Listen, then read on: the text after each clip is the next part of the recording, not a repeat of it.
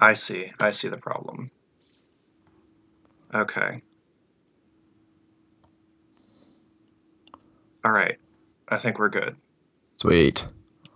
Folks in the chat, do let us know if you can hear us. We've been having some weird technical difficulties on our end, so we're I gonna. believe it is good. I All believe we're right. good. All right. All right. Well, then, Kyle, let you take things off here. Let me see. I'll just get myself resituated over here. Yeah, yeah. I just heard audio on the other end, which is sick. Can hear. And I could thank you. Okay. I'm going to go over to Twitter too. Welcome to everyone who's here already. I'm going to get shit started here very soon.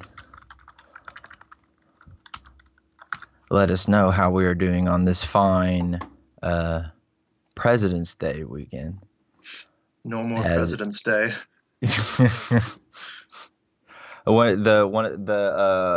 the workplace ironies of the week. My spouse, his office doesn't give them Martin Luther King Day off, but they do get President's Day off, which is normal and would be very confusing if his office weren't based in New England and everyone is white but him. Anywho, Hrothgar can hear too. Fuck yeah. I like that we can hear things. That's very, very good. Again, I'm tweeting.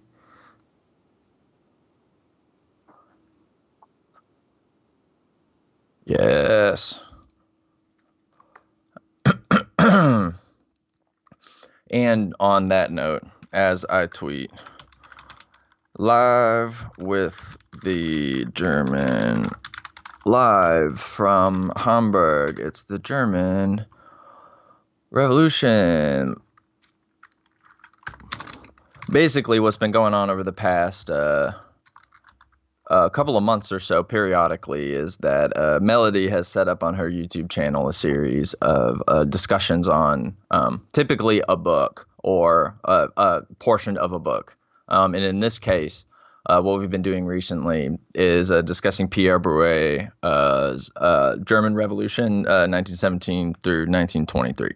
It's a very large 990-page doorstop about one of the most interesting events that people don't talk about, I think, in the history of Europe. Oh yeah, by the way, if you don't know me, my name's laborkyle. Or you can just call me Kyle, laborkyle on everything though. I'm a grad student and I study history. I'll do this again when more people trickle in because I know it's going to be a while, but just generally, we're talking about the German Revolution. From the context of this like French Trotskyist guy. He writes a pretty interesting book and paints a very sort of encompassing picture of the events leading up to, during, and then after the German Revolution by sort of employing this historical technique that involves emphasizing, broad descriptive means. Well, basically, talking about as much as possible in as many ways as possible, trying to sort of convey both what happened, how it happened, what it felt like and was like to the people who were there when it did happen. So what we see in this book, big old book, is that a great deal of perspectives from the individual actors that a lot of us are who are interested in European history are familiar with, be it, members of the German Social Democratic Party or the SPD, or the figures that have become sort of, I would say, sort of like symbolic figures on the left in our contemporary period, like Rosa Luxemburg, for example, affiliated with the Spartacist League that eventually emerged, but that what originally became just the what originally began as the revolutionary current from within the German Social Democratic Party, and it is atomic source, absolutely. It is a very depressing time. There's a lot, especially around the context of World War I. which is the thing to always mention within this period that is, literally happening in front of them, but also before and after, sort of hanging in the air in the history around this period. It's violent and scary. A lot of very big change, and a lot of people who talk about European history like to emphasize the exciting things that happen, like the Industrial Revolution, and like the progress in science and technology, rather than the absolute fucking bloodshed that came from a lot of that progress of science and technology, which is why interrogations of history is really important, and why also I think the German Revolution has sort of been, at least I'm in the United States, for those of us in the United States, the sort of idea of the German Revolution has been pushed out of the popular conception of the shit that went on in the early parts of the 20th century, for good reason. So basically today, as we move into chapters, as Melody has put up on the screen for us, chapters 7, 8, 9, and 10, we come off of last week.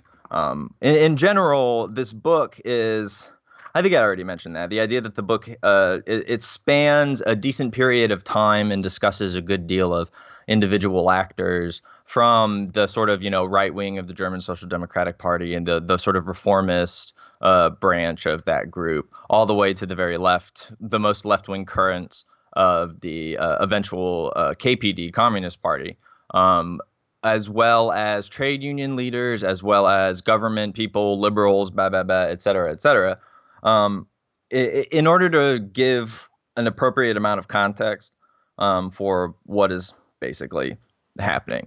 And the main context of what happened last time is we analyzed the events and heard about the events leading up to a split within the German SPD.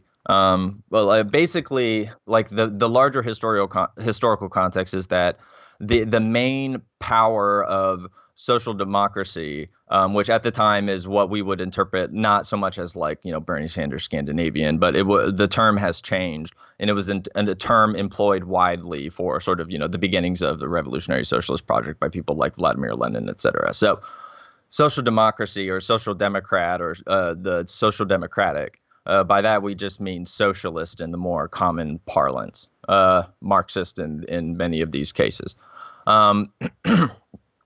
But basically, the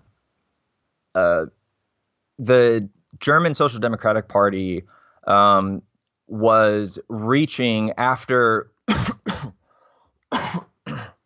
World War I began. They were trying to sort of figure out their space and their tactics for increasing their influence in German government. And as a result, there was increasing tensions between the more parliamentary-oriented, the more, call it, electoral-oriented elements of the German SPD versus the more revolutionary elements.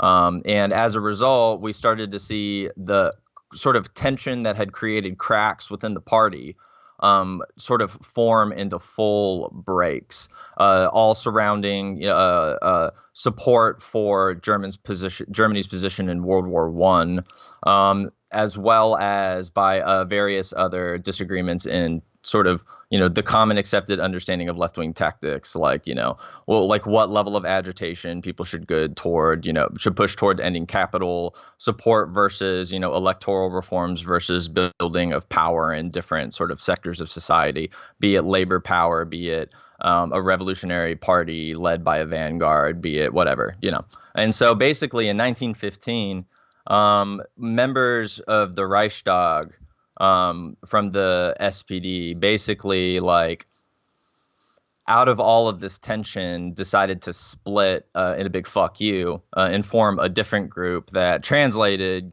is basically the Independent Social Democratic Party of Germany, or we'll say USPD, which is an acronym of the German words. And so this tension between the more reformist and more revolutionary sections of the party is what led to the split, and essentially was what was characterizing and coloring our previous discussion. And what it's going to lead into today, first of all, is when shit starts to get really fucking good in the case of the German Revolution. Hey, Red J, how you doing? For everyone who's new, this is laborkyle talking. Melody's getting some stuff put together on her end of things and on the west coast of things, and I'm here on the east coast in the ones and twos, updating us on what exactly we are talking about today, as well as a little context from last week. Um, and then now I want to sort of give an idea of sort of the themes of the reading from tonight, which is first of all that we'll see tonight that before the rumblings that have been going on sort of underneath the surface of history, like as far as we know it, popular conceptions of what's happening in the 20th century, usually involving around sort of like conflict with the European on the European continent. And moving forward, there are multiple points of tension, both from within and from without, of government in this time. From without, in particular, the tension surrounding the war, as well as we talked about last week, these various insurrections that were occurring during within various segments of the military. The seizing of naval vessels, sort of these very important, catalysts for what we now know was going to come. And basically, what we can see is going to happen today is that not only is revolution absolutely born from a combination of agitation regarding working conditions and regarding the state of the working class, and most importantly, spontaneous eruption from various pressure points from within that agitated working class.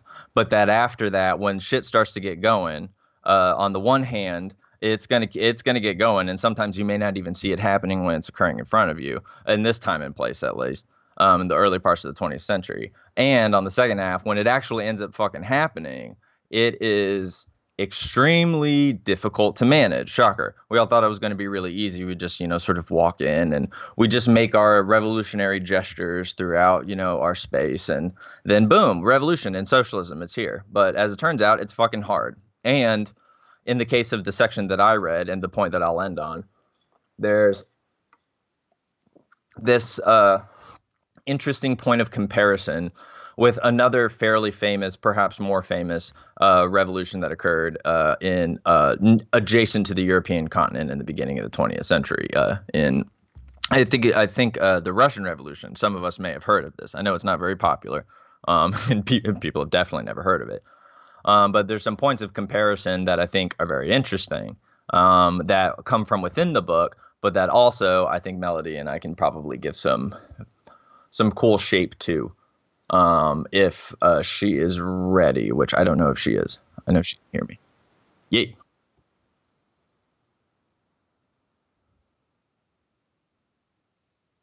Okay, so she is almost ready.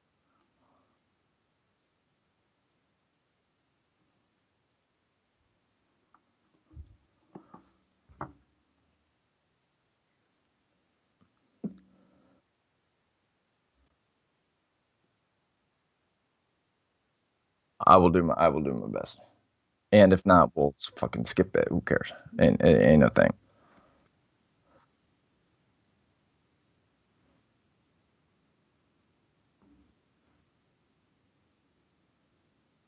Sweet. All right, we are just about ready to go.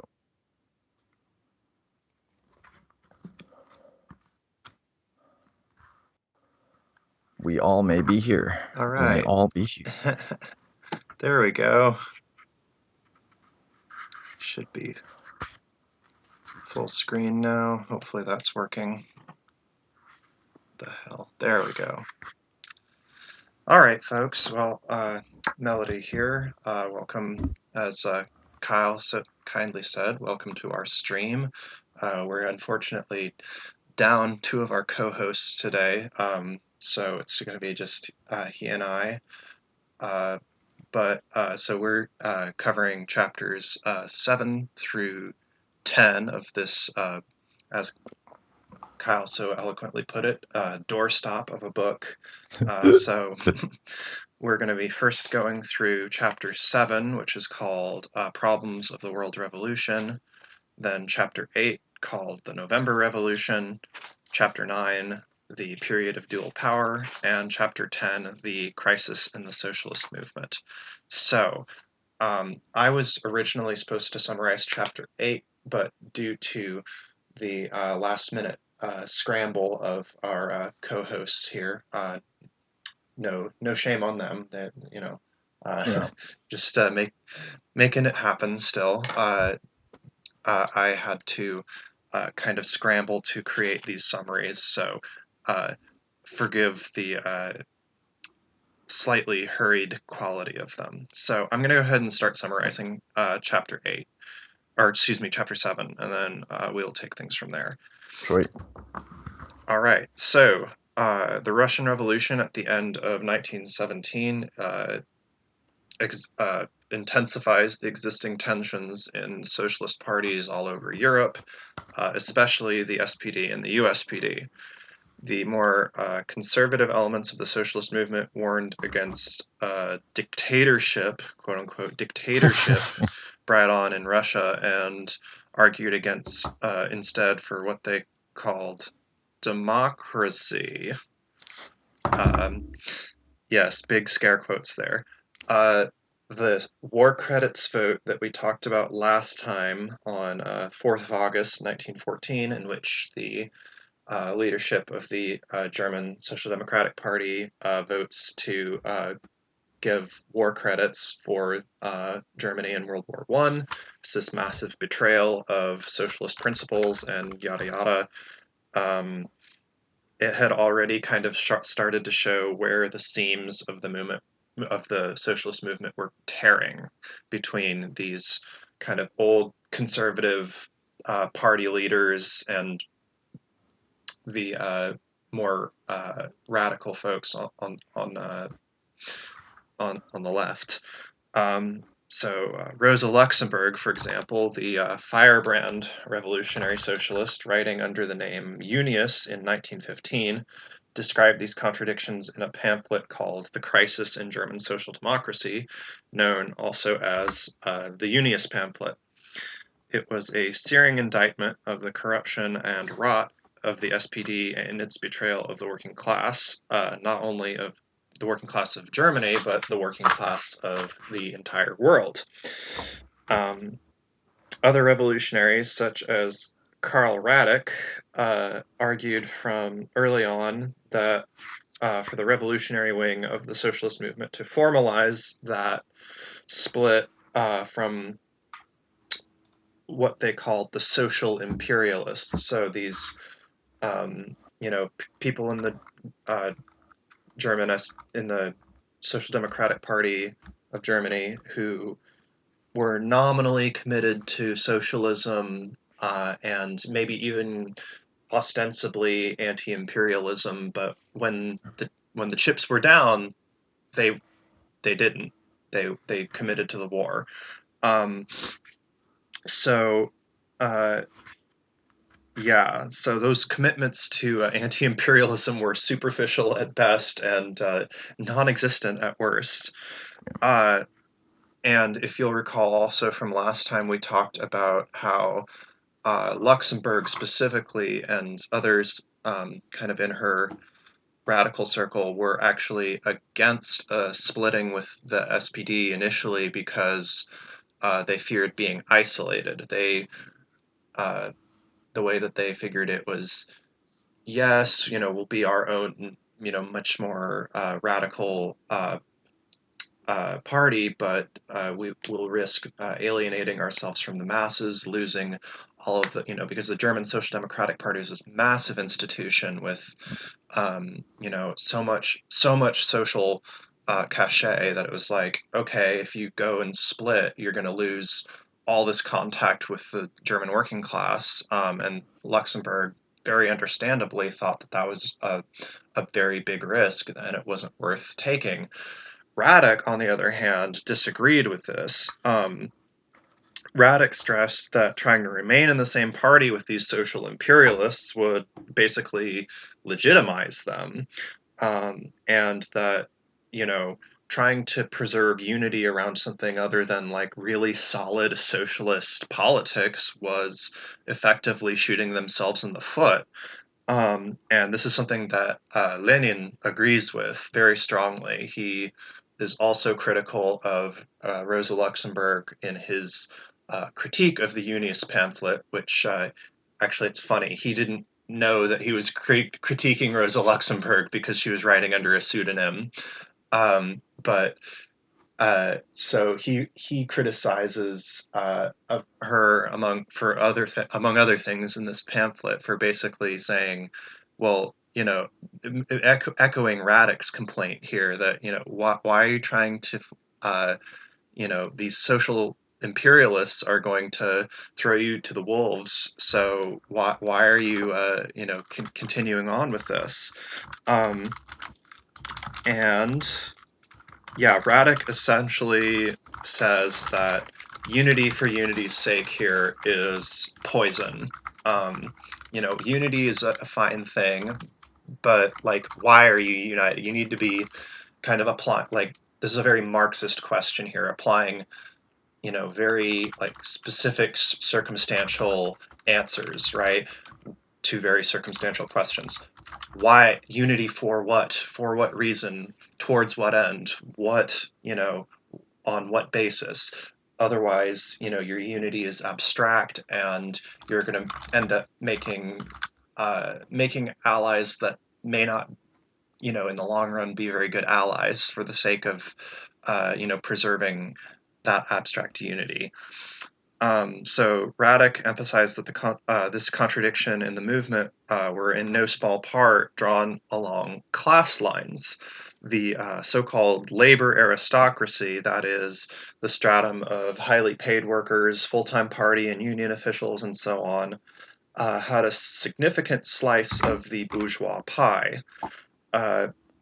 This is also in conformity with what others such as Lenin and Eugene Debs actually wrote about the labor aristocracy. Just as a quick aside here, I did some Eugene Debs reading lately, and I guess I just kind of wasn't so aware of how widespread the use of this term labor aristocracy was even prior to Lenin, because Lenin writes about the labor aristocracy in Imperialism, the Highest Stage of Capitalism in 1916, but Eugene Debs writes about it in I believe a locomotive like a railroad workers newspaper in like 1888 or something, and he's talking about the highly paid like engineers versus like the lower paid like firemen and track layers and stuff. So I thought that was interesting.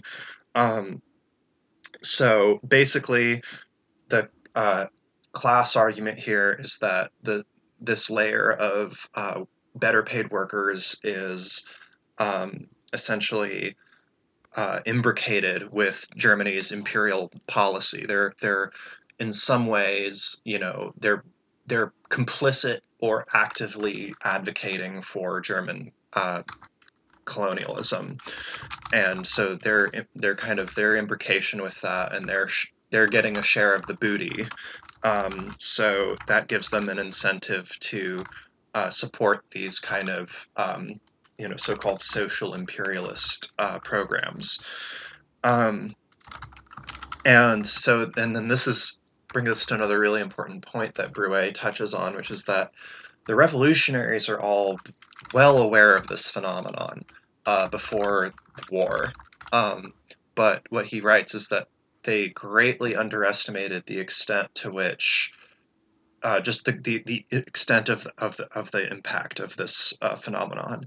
And Radek, in fact, writes, correcting himself sometime later, saying that we were wrong about this. It's so much worse. He says the split goes through the workers themselves. They had not simply been, misled by the trade union and party leaders into supporting Germany's colonial policy. They had to, varying extents, bought into it. Radek presciently grasped that this conservative leadership would eventually throw the revolutionaries under the bus along these very lines of conflict. And of course, so this gets back into our discussion that we were having last time, and I mean, this is going to be a common thread throughout kind of all discussions of this revolutionary epoch in Europe during and after the Russian Revolution, which is this issue of revisionism, of reformism, and kind of the abandonment of revolutionary Marxism. So revisionism, just to quickly remind folks, revisionism is this distortion of Marxism made by, among others, Edward Bernstein, who basically said, look, capitalism is sorting itself out. We can reform our way into socialism, and there's no need for any of this silly revolution stuff. And the revisionist wasn't simply like an insult, right? Like, they called themselves revisionists. Like, this is what Bernstein, like, he said he was revising Marx's theory.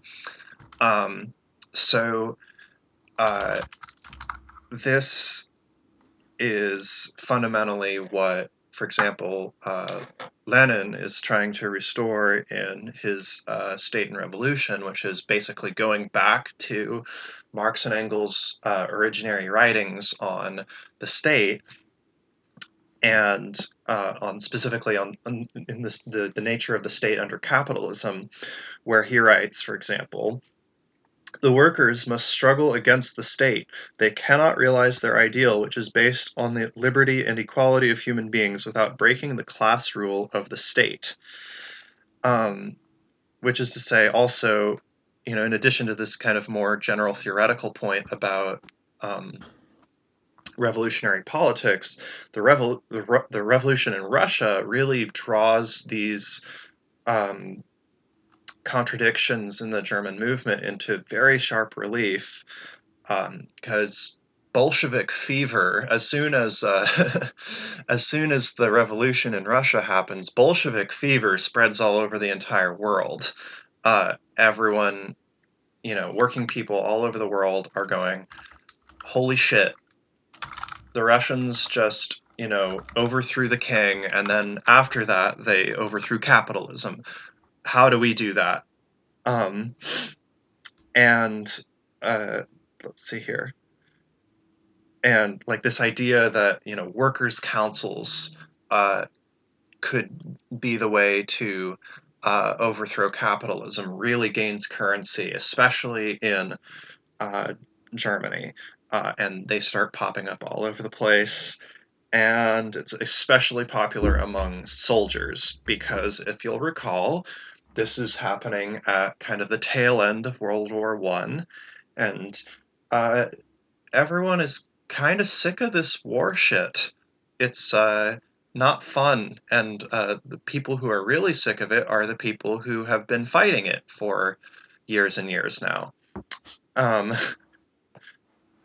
And let's see, I'm kind of losing my place again, sorry. But Broué also indicates that kind of initially, at least prior to the peace treaty between Russia and Germany, that the links between the revolutionaries in Germany and Russia was pretty fragile. It was there, but it was very sporadic, and the correspondence was pretty limited.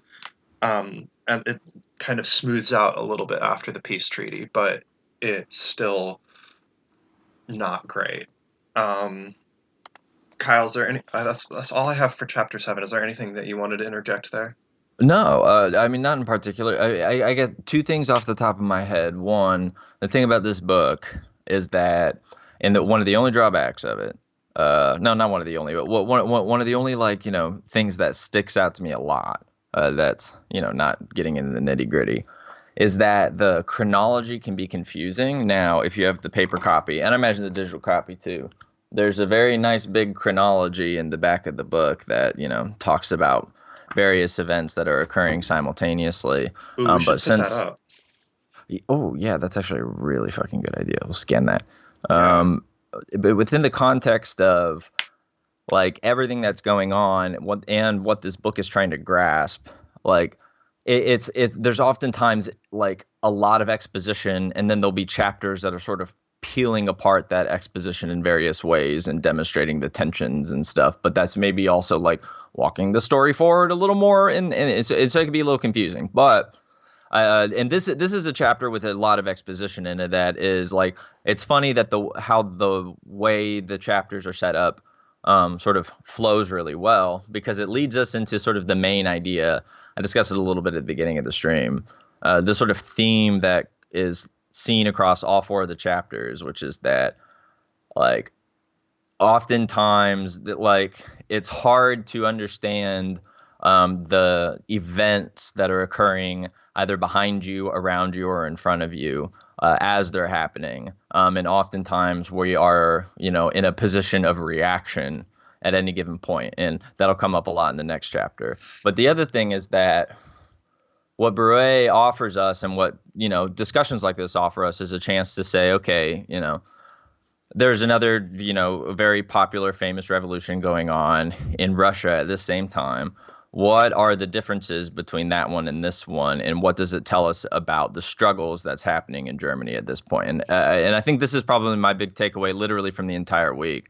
And it's a good sort of like jumping off point. I think it's that when we examine the differences between industrial production during this revolutionary activity in either Germany or in Russia, the big key difference is level of industrial production. Because the reason why the Russian Revolution was so shocking, as many of us know, is that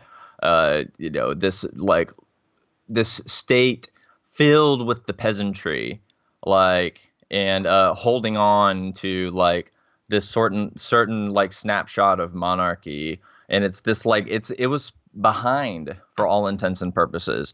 And, as Marx and Engels are writing in the 19th century, they're just like, yeah, it's gonna happen. It'll happen in Germany. It'll happen in the United Kingdom. It'll happen in England. Yeah. I mean, that's It, a really important point because, yeah, Marx, and actually, this is a really important point because Marx, and not only Marx, but then, his immediate successors, including his successors in Russia, are really have this strongly deterministic reading of, I guess maybe you could call it developmentalism, of like, oh, the revolution's going to happen in these advanced developed countries, industrialized countries first, because that's where, you know, the proletariat is really developed and concentrated. That's where, workers are literate. That's where, there's all these.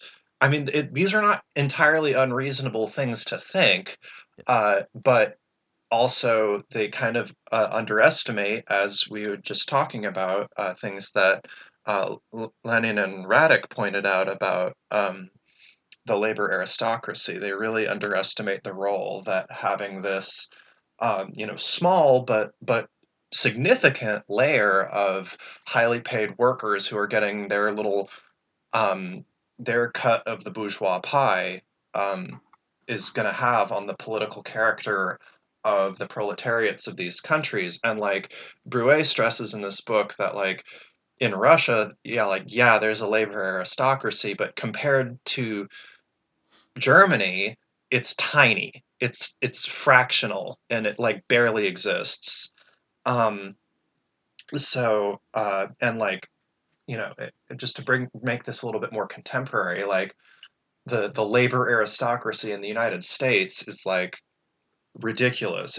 I mean, it's really like you see the spoils of imperialism magnified to the greatest extent you can imagine.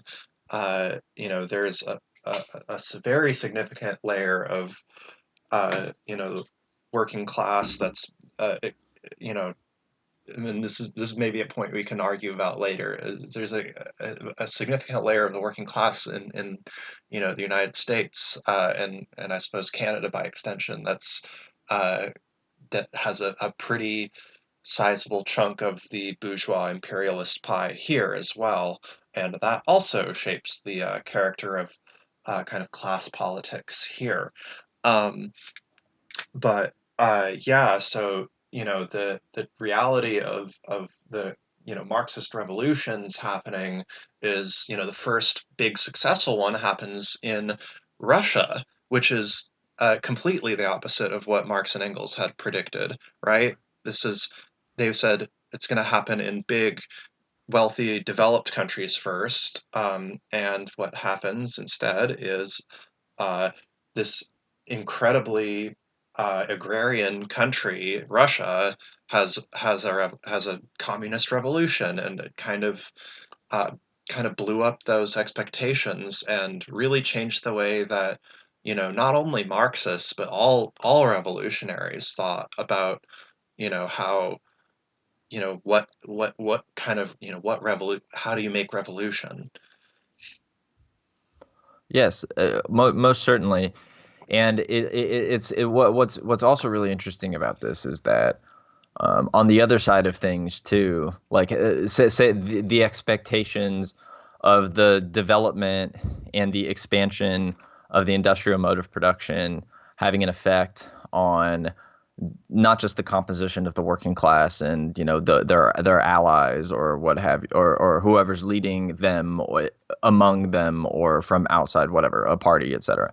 um uh like the expectations that there would be sort of like a level of cohesion. You would have complications like labor aristocracy to some degree and stuff too, but that there's a level of cohesion that will be sort of gifted to this particular economic formation in these particular countries or whatever. And what turns out is that what also comes into a big problem is that through this sort of like these aristocratic formations in labor, through the existing relationship with a social democratic party, with an organized working class, and councils of labor that actually are used to exercising power in a way that has results. As a result of all of this development, you see that organizing the revolution, once it actually happens, becomes a really fucking complicated thing because, as it turns out, a bunch of these groups are going to start jockeying for power amongst one another. And in some ways,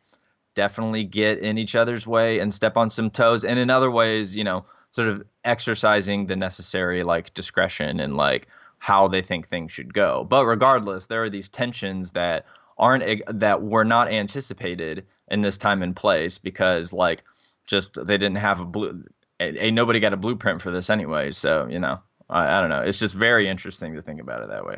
Yeah, absolutely. So, we're going to move into chapter 8 now, which is for the folks who are just joining us, this is the second of the four chapters that we selected to talk about this time. And um, this is the one that I have the least amount of notes on. So, Kyle and I are going to have to do some, some, some mutual filling in here. Because I did read my selection, of course, but my notes are a little bit more scattered because I had to go back and do notes on chapters that I had originally not uh, um, planned on doing. So the Same. takeaway of chapter 8, the big takeaway is that everything once November of 1918 comes around, um, shit hits the fan so quickly. Yeah. Like the situation is obviously like in retrospect for us, was incredibly revolutionary situation that we're in, but it was not so to the revolutionaries at the time. Like they clearly understood that they were in a revolutionary situation, but like to the extent that they were like, "Oh yeah, this is the revolution. It's happening right now." Mm. Things were much less clear, and their level of organization was, to put it mildly, kind of incoherent.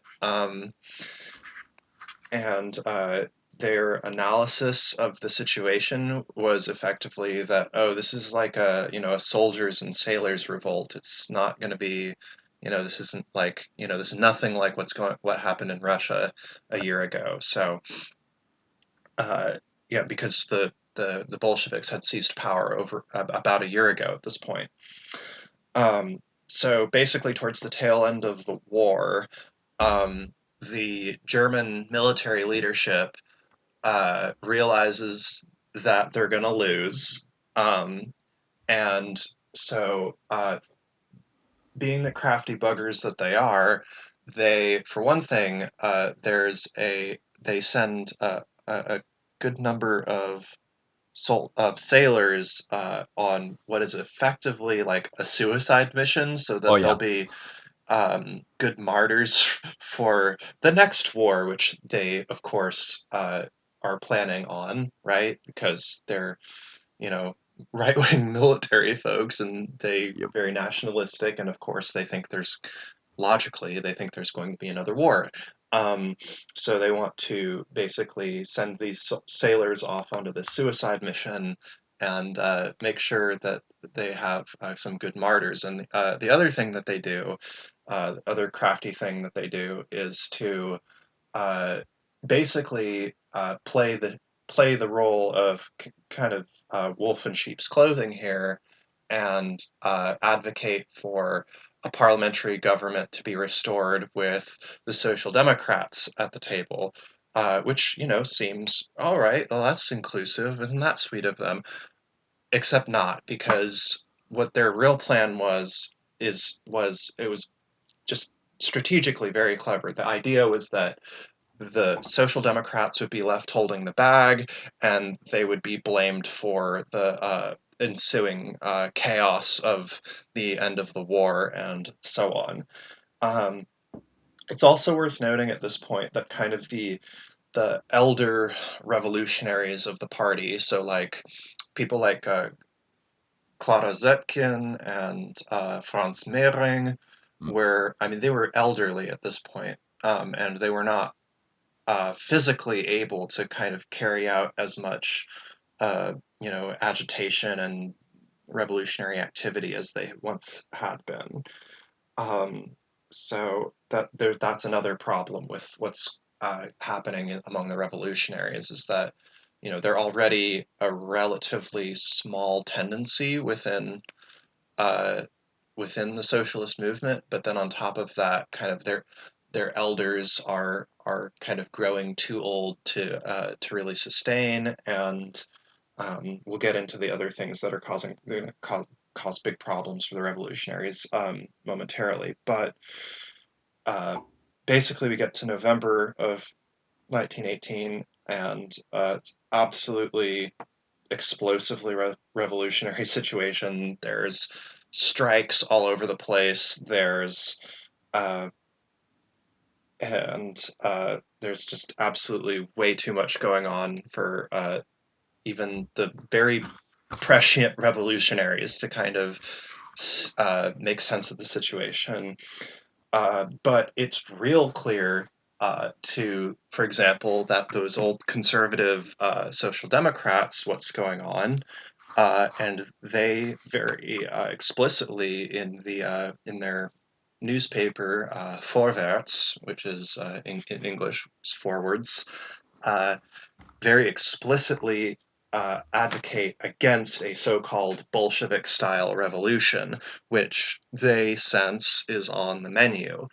Yes. Um, they sense very correctly that that's on the menu, because that's kind of what what people are trying to cook up. Uh, Whether they have the right ingredients or not, it will Right. be kind of the subject of our further discussion here. But so another event that's worth highlighting here is that before this, and on the 7th of October, the Spartacus League, which is the faction of the revolutionaries within the party of the Independent Social Democratic Party that would later become the Communist Party of Germany. They have a conference in Berlin, and they sense this situation's about to become incredibly revolutionary, and they take the exact opposite line to the folks at the good old editorial board of Vorwärts. They say, our revolution is at one with the Russian Revolution. We want to, we want to join our Russian comrades in instituting a dictatorship of the proletariat. Um, and they drew up at this conference. They drew up an incredibly radical program that included in its demands, among other things, I just jotted down a couple of them: the abolition of martial law, the abolition of courts martial, the abolition of landed estates, and the dynastic noble system. Uh, then there's other demands in this list too. That was just a couple of them, but like these guys are clearly savvy to the fact that that the masses are gearing up for something big. Whether it's going to be a revolution or not, we don't know, but it's clearly developing in a revolutionary direction, and we need to raise some demands, and we need to get our shit together. And as we're going to discuss, that happens to varying degrees, but not always in the right way or at the right time. And that's, unfortunately, that's where my notes for Chapter 8 kind of trail off. So I'm going to hand things back to Kyle to help me kind of backfill here. Yeah, no, easy. I mean, you set it up really well. The idea is that there's these sort of currents of power that are exercising themselves within the context of the war, outside of the war, in a whole bunch of different fucking ways, and everyone's getting really pissed off, and everyone's getting really tense. And a lot of stuff is happening. And then there are a few very key events that sort of continue to spur this on until, after, like, in the span of a couple of days, all of a sudden revolutionary activity has picked up literally all over these, like, various states within Germany. My dog's home. Hi, come here. It's okay. Hi. All dogs are comrades. Yes, good boy. I was Shabbat. So we're doing Sunday Shabbat this week.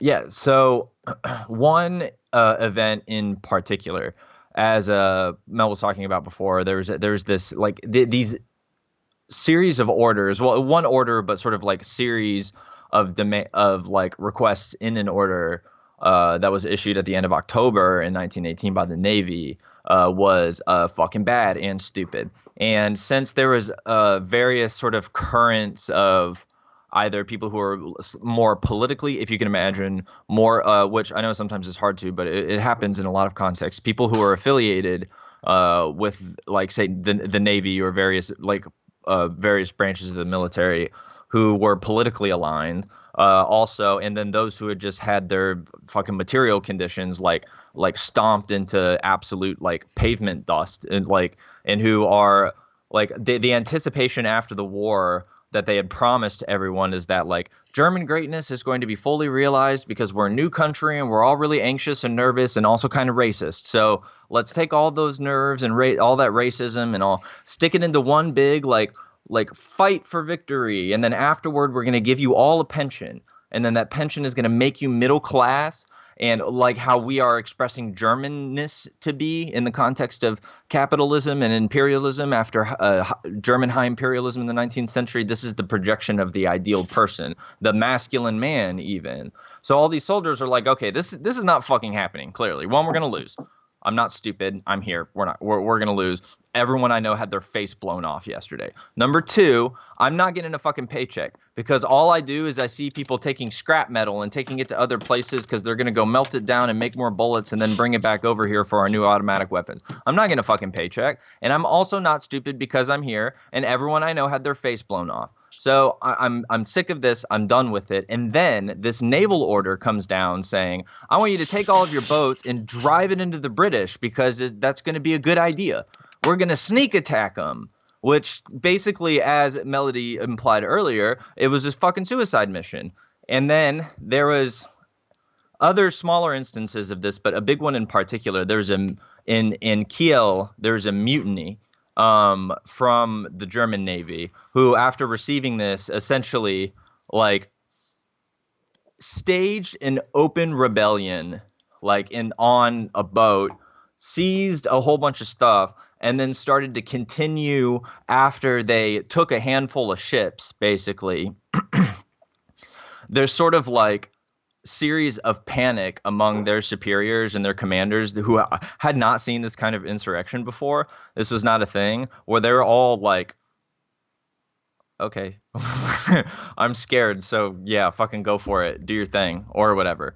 And so essentially all of those like terrible like offensive objectives that like that were brought up as suicide missions stopped. And then this particular event started to in the same way that the social world for people in the military as well as people in the other elements of the working class were much more integrated in that time than they can be now, especially for people in the United States because we have global imperialism.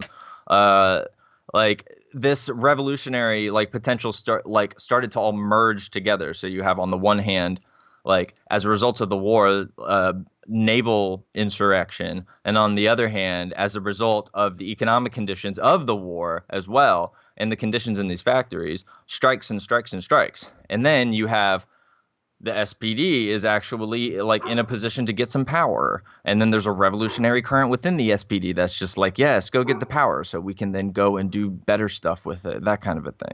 And so it's all sort of cooking. And then after Kiel, I believe that's when the bulk of the sort of like general strike wave like starts to hit its peak. And then the revolution is because revolutions don't ever really like just start, they just are happening. And at that point I think we can like decisively say that this particular revolution is now happening. And then as we see after this chapter, we start to people are going to have to figure out how to organize themselves within the context of it, Yeah. basically. So, yeah, and I can't, this is not going to be an exact quote, but there's this very memorable line from, I believe it's Rosa Luxemburg, who says something like, you can't just like, wait for the revolution like in a messianic way. Mm, Like the revolution, it's one of those things. It's like, waiting at it'd be like waiting at a train station for a train that you haven't built yet. right. And for on waiting at a train station with a train you haven't built yet and tracks that haven't been laid yet. Mm, So that's kind of I think that's I mean that's actually my metaphor, but but that's Rosa good though. says something to the effect of, you know, uh, it's like if you wait for it, you're waiting for a day that you have to create. Like, Yes. um, It's a statement about historical agency and yeah, how absolutely. that like it's difficult to express historical agency as a working person. One, because you're a working person and shit's hard for you on purpose. And two, the way that people wrote history as in this time period, the main sort of context and the main sort of foundation of the field of history as a like an academic field started with, in a lot of ways, the historiography of the ancient Greeks and Romans, but in a lot of other ways, like German imperial history.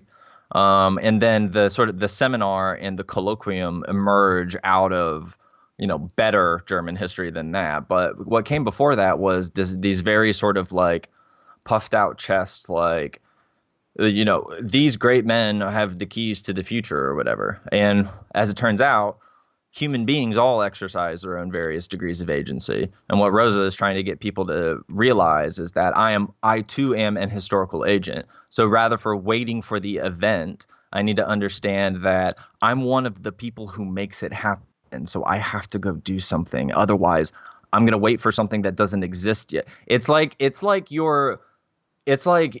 you want someone to build a house and you go and you call a company and you tell that company to build you a house and you sit there and wait for the house and the company you called is your company, to use the liberal metaphor. Like you're the Hmm. bourgeois owner. Like and your other phone rang and you went hello. It's like please build something and then you wait there Yeah. for yourself to come. It's like, So this well, is it's me. This is the revolutionary version of Jordan Peterson's "Get Your House in Order and Clean Your Room." Yeah, It's stand up basically, straight, etc. yeah, stand up straight with your shoulders back, goddamn Marxists.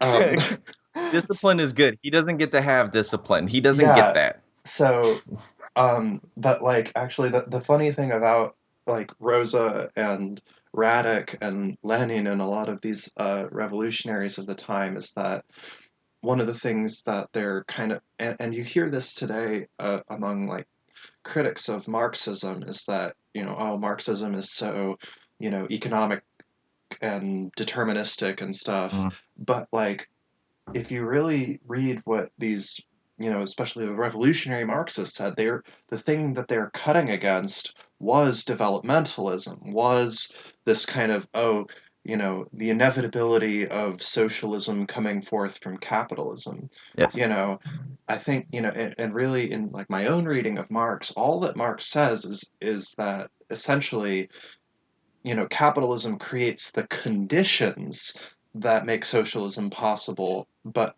does not guarantee that socialism will come about because, you've got this pesky thing called, the bourgeois state and, existing property relations and so on and so forth. And you can't just wish them out of existence. They're not going to simply, become obsolete and then abolish themselves magically, right? Um, Right. I mean, well, I think what's important about what you just said, and I guess what's important about the idea that even though this isn't the most stylistically Marxist, like, or Marxian historiography I've ever seen, it's a book written by a Marxist, is that a lot of people have a tendency, people who don't understand Marxism, misinterpret Marx when we talk about the sort of the inevitability of the collapse of capital. Now, like in the way that Marx described it or put like sort of mapped the potential of capitalism, do I think that he was picturing it growing into neoliberalism into what it is now? Look, not necessarily, no. I think he maybe like saw that as more eminent than that.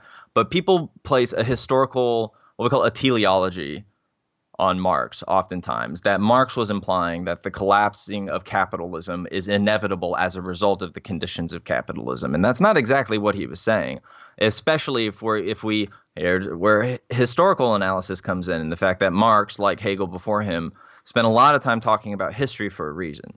Because he talks about historical materialism, this idea that historical events or big changes in the structures of history are moved forward by conflicts between various forces, and in this case, between owning classes and working classes.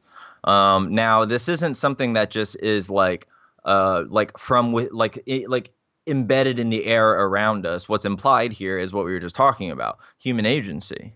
So the idea that like capitalism is going to collapse inevitably um, isn't clearly not useful, nor is it true. And I don't actually don't in the teleology. I don't think is really in Marx because it doesn't account for the way that he frames things historically. And right. also, This is what we there's get from the revisionists. yes, Like the absolutely, revisionists were the ones who were saying Marx was wrong yep. and Marx, blah blah blah, all this. And I mean, this is exactly what in Germany with the so-called revisionists around Bernstein, and in Russia with the kind of the intellectual descendants of Georgy Plekhanov, Mm, yep. were these kind of like Lenin calls it economism, right? It's this idea Hmm. that all that revolutionaries, all that the not revolutionaries necessarily, all socialists need to do is to get behind the workers' movements and just kind of cheer them on and win these economic demands, and we'll chip away at capitalism bit by bit, right? So, you know, Yes, I mean, and what it just it bumps up against not only the way that these things reveal themselves, like not just within one isolated context. Say, like economic structures. Like say someone turns on a car and walks away from it, and the car eventually either stops running or breaks apart and collapses. It's not just that. In a way, economic forces were put into motion, and then the people at the sort of at this like in the driver's seat of those things just kind of like thought, well, this just drives itself. That's actually exactly what they did.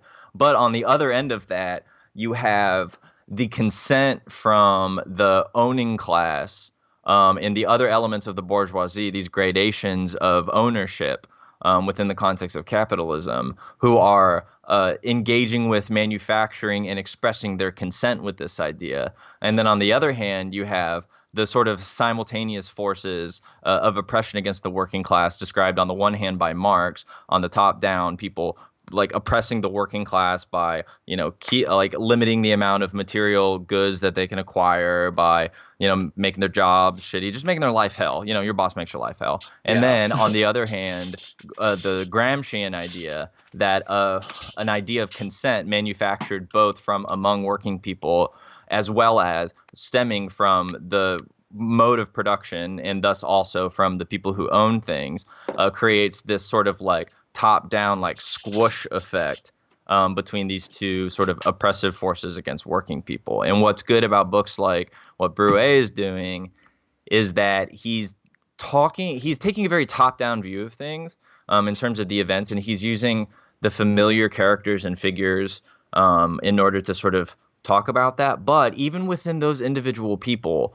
at some points he talks about how these are actors who are saying, we want to do X, Y, and Z, and then some people disagree. And so there's a split that happens. Those are historical actors expressing agency. And in other cases, like what we just saw, sometimes you see these historical actors sitting around expressing their agency as much as fucking possible. And then as it turns out, the revolution not only was already happening, but it just happened around them. And oh, yeah, now it's 100 feet in front of you. You better start running. Start running. Go, go, go. It's already gone. Like, and Yeah. so, like, there's it very properly contextualizes the way that historical events happen, as well as the way that we experience them. Sometimes we're Yeah. seeing it happen and we start, and sometimes we see it going by us and we're just running to fucking catch up, you Right. know? And I mean, I think, and I think, Kyle and I are both, actually, I think all the folks who are usually our co-hosts here, Simba and Izzy too, we're all four of us are all revolutionaries of some stripe. And I think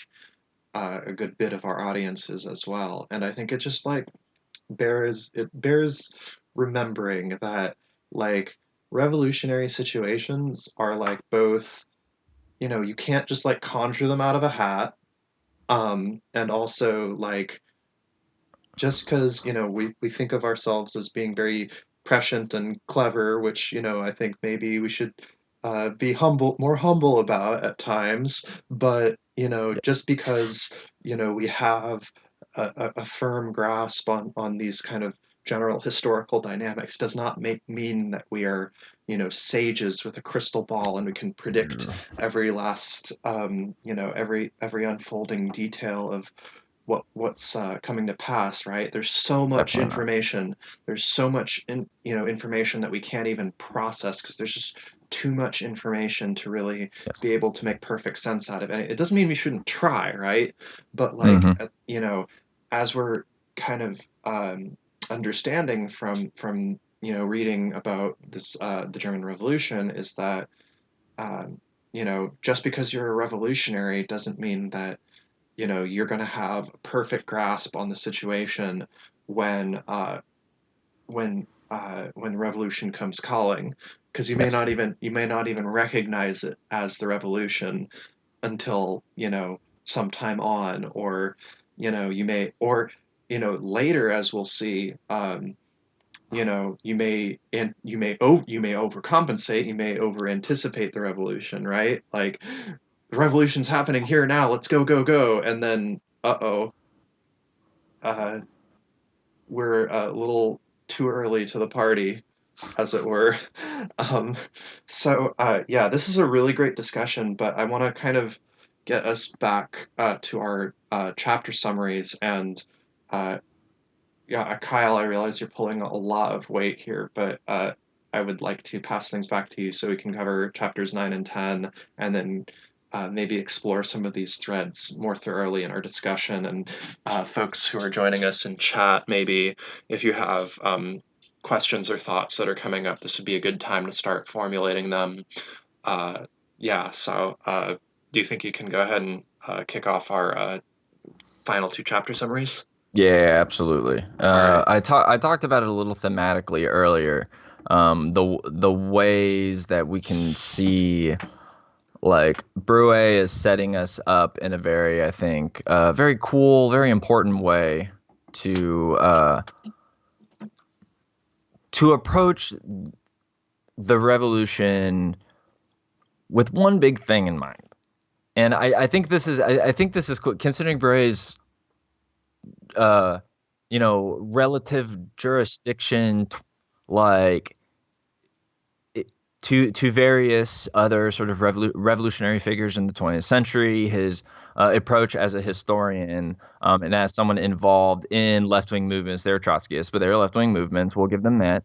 And who has some element of a buy-in into how this kind of shit works. Because many of us are like, I don't know about you. I have never been a part of a political revolution before. I have never been a part of a Marxist revolution in any ways, and so I don't. All I have is the knowledge that I've been lucky enough to obtain through academic work and just through my own study. Um, this is all to say, and I think it's important. That's why I'm rambling. Um, Revolutions are fucking hard, and putting shit together after you actually manage to fucking do it, or other people around you manage to fucking do it, is really, really complicated for endless numbers of reasons that involve the particular relationships between existing organizations, the history of those organizations, the people who are running them at that time, and then all the other human beings in between all of these, leaders and important people that we talk about in here. So this is just all to say that the theme across the last 2 chapters of the reading that we did this week is revolution is hard and everyone hates each other. So to jump into it, I don't exactly know precisely where my notes went, which is fine. Just give me one quick second. Um, what we are moving into, and it's actually what the chapter is called, which is really nice. From what I understand, it is a term that exists across boundaries, sort of in historical event, but it's a period of dual power. Essentially, this is in the post-revolutionary period where the German government has essentially been abdicated to a coalition between the German Social Democratic Party and the Independent Social Democratic Party, who was recently, with all of the revolutionaries that we're familiar with, Liebknecht, Luxembourg, etc., have split and helped form. And so now this chapter is basically about how do we administer the revolution. And the first thing that Broué focuses on is this idea of differences between the expectations that academics have had. We don't give a shit about the academics right now. We'll just focus on what we're doing. Expectations that people who have looked at this topic before, like in comparing it to the Russian Revolution. Academics have called this not a real revolution for a whole bunch of different reasons. Really, it's, I think, because it failed in various ways more quickly. So the idea, first of all, is that I promise I will get to chat questions in a second. Don't we'll get to all questions. Don't worry. We're doing chapter summaries up front, then we usually just talk a little bit. So I'll get through this first, but you're all good. So basically, Broué uses it as an opportunity to talk about places in which the Russian Revolution and the German Revolution were fairly similar, but also some of their important key differences. And thankfully, I don't really need to go into them because they all relate to what we were just talking about. The idea of the German Revolution stemming from an already industrialized state that has existing mechanisms of power that represent working class people, that represent various sort of political extensions of the left, various sort of like tendencies in either context or whatever. 1918, that's where we are right now. November of 1918. And so there's already all of this power that exists and all of these people who know how to fucking use it too. So rather than the Russian Revolution, where it is less centralized, these sort of modes of worker power. The German Revolution essentially has to figure out how to administer these various council of workers.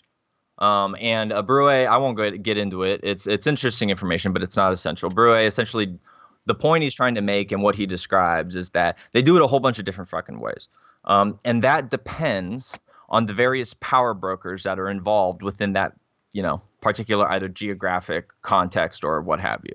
So if this was a region in which the most powerful, say, factories and workers' councils or whatever contained members of the German SPD, that particular council was more likely to, say, vote for their leadership, to support the executive committee, which we'll get into in a little bit. That was more of the sort of reformist branch, for example. And conversely, in places that had more support from the independent, the USPD, there would be more power placed in the hand of the existing workers' councils, because at this point, while it didn't necessarily perfectly align with their views, nor did it necessarily perfectly align with what had just occurred with the Soviets, with the Bolsheviks. The German revolutionaries understood that especially the Spartacists, understood that the power that these workers' councils held already was really fucking valuable. And they thought, okay, we have two choices here. One choice is to align ourselves most closely with the SPD and to, instead of being, as we usually have been, their biggest fucking headache in the world, proudly, and I would have done so also proudly, just like no, no, no, reformist, revisionist, shithead, etc. Um, or they can continue to diffuse power away from that party and into other portions of party, other portions of power, either themselves, either these existing workers' councils that had some revolutionary activity, some revolutionary potential, along with some reformist conflict. But they were in some of these factories. So, and there would be big sort of like sectors of production that were like that really the organizing that happened on the shop floor stemmed from people who were around the Spartacists. So everyone had already had these various levers that they could pull. And when the revolution happened and they were trying to essentially figure out the composition of these workers' councils, everyone just started pulling everything that they have. And they're like, okay, I'm calling every favor I've ever done for anybody right now, because we're trying to essentially figure out who's going to be in charge of shit. Well, what ended up happening is that there was several mechanisms of power. And I completely lost my notes. I'm improvising all of this, and I'm doing an okay job. That's why I pointed it out. But yeah, essentially, what they mean by dual power is, first, these various councils who are sort of like shooting for various goals based off of their affiliation with, existing, social democratic parties and that kind of a thing. And then the formation of an executive committee in Berlin to administer all of this. Oh, Juju says, great events, comrades, as always. You're welcome. We're very, very happy to have you. Marxist School in Montreal. Wow. Oof, that sounds very cool. And thank you very much. We're glad to have you.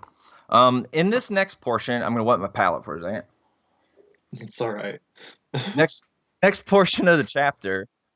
Thankfully, this is a great chapter. The peek behind the curtain is that Mel texts us whenever the next one is coming up and says, "Okay, call dibs on chapters." She's very gracious. She's very gracious and just kind of like says, "I'll take whatever anyone doesn't want." And I am always late because I'm working, usually inevitably. But this time I was off. I was off from work, so when the text came in, I specifically got to pick my chapter first, and this is the chapter that I chose. So Awesome. the peek behind the curtain is that this is the one I called dibs on for a reason, if you can't tell while I'm all rambly and excited. But anyways, Yeah. so essentially the executive council in Berlin was projecting itself as not just like a giant mouthpiece for the reformists that were present within various elements of these parties, or essentially the right wing of the left, but they were. And this was a big problem for the revolutionary element in these parties.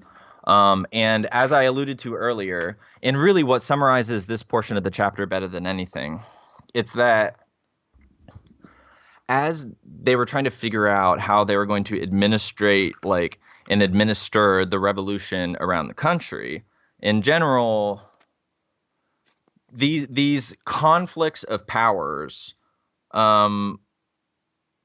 were figuring out which apparatus they wanted to align themselves with. And what's interesting to me is that it exists along the same spectrum of power that existed before. The SPD, which has fairly well connected and had seats in parliament and was now administering the government of Germany after the revolution, along with the independent Social Democrats, had a great deal of wide access to other people who had access to power. These are they were interested in using this Berlin Executive Committee to, yes, Bavaria did split off into its own thing. I would love to do a whole thing on literally an entire stream just on Bavaria at some point. That would be fucking sweet. But yes, it did. There were several independent socialist republics emerged as a result of the German Revolution to varying degrees of efficacy as well as for various periods of time, and it's all very interesting. Very good question. What was I talking about? Oh yeah. Chapter 10. Yeah. I'm moving into chapter 10 literally right now. Okay. So as they're trying to figure out how to administer these the worker councils, who's going to have power and what kind of power and who has representation in what organization and all this fucking admin stuff, the stuff in left-wing organizing that I always end up doing because no one ever wants to fucking do it. Admin is all over the place and people can't really get a handle on it. But eventually they figure out that this executive committee is going to head a council that's also going to have its own committee. Leftists, I swear to God. But that's essentially going to continue trying to administrate the bureaucratic parts of all of this. And the revolutionaries had to make a choice, essentially work with this portion or try or position yourself against it, as they always do. They don't do anything half-ass, whole-ass everything. Say fuck you to them, and then try and empower the workers' councils as much as possible, where they themselves have influence.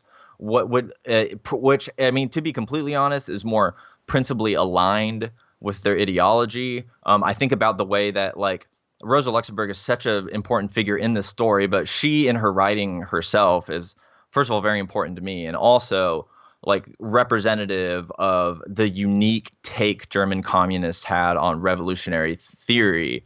Her affinity for the strike, I see it as a result of her Polish, the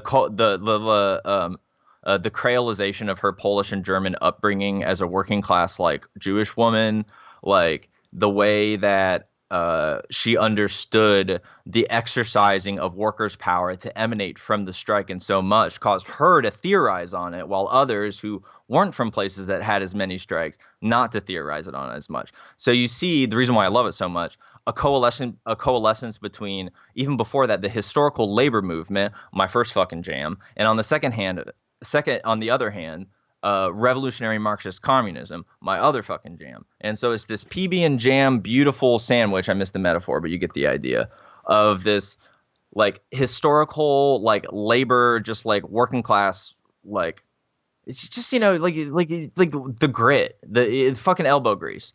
And on the other hand, this very thoughtful and also very gritty, intense revolutionary ideology.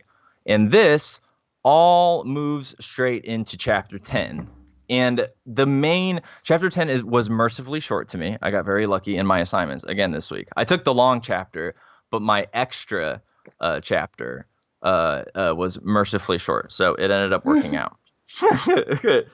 But basically, that the chapter is called "The Crisis in the Socialist Movement," which is kind of a funny title, but also kind of an appropriate title because, which fucking crisis are you talking about, bro? Holy shit! You describe 5 a chapter. What the fuck? That doesn't make any sense. Crisis. There's what we have crisis every 5 fucking minutes here.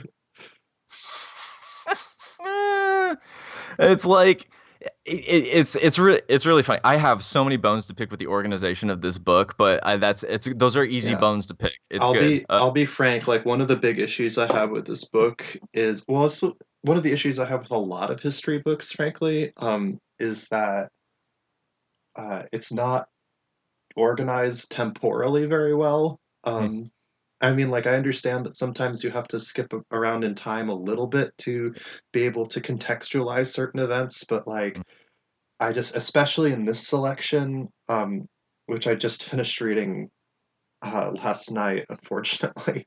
But I was just a lot of it. I was kind of lost in the jumble of, oh, he's talking about this part of 1918. Oh, now he's talking about this part of yeah. 1918, and between that and all the name dropping that he Hmm. does, I've personally found this book not super difficult to read, but at worst a bit confusing.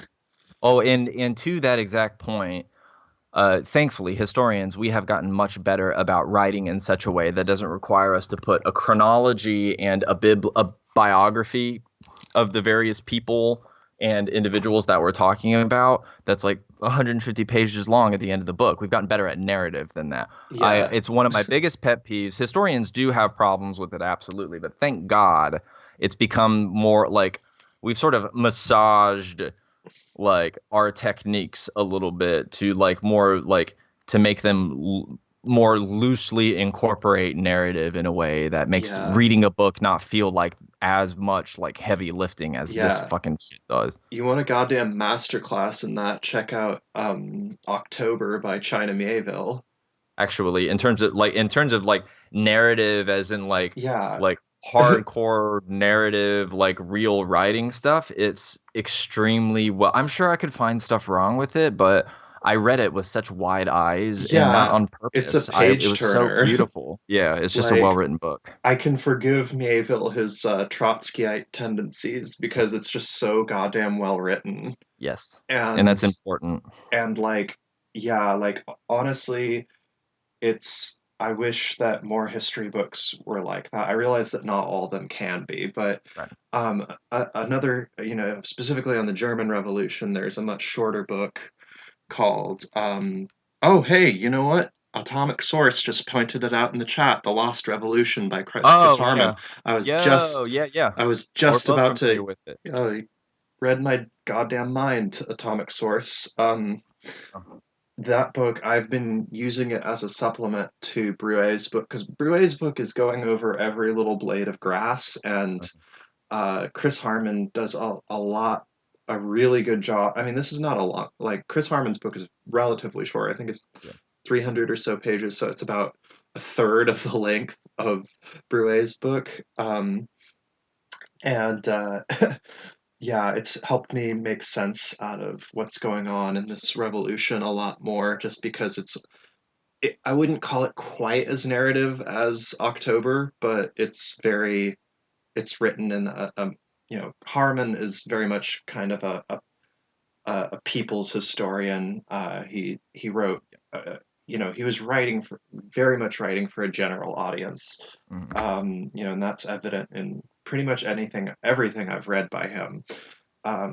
Say, there's plenty to criticize about the British Trotskyites, but Chris Harman's ability to communicate, um, lots of historical information in a very concise and accessible way is not something I fault him for.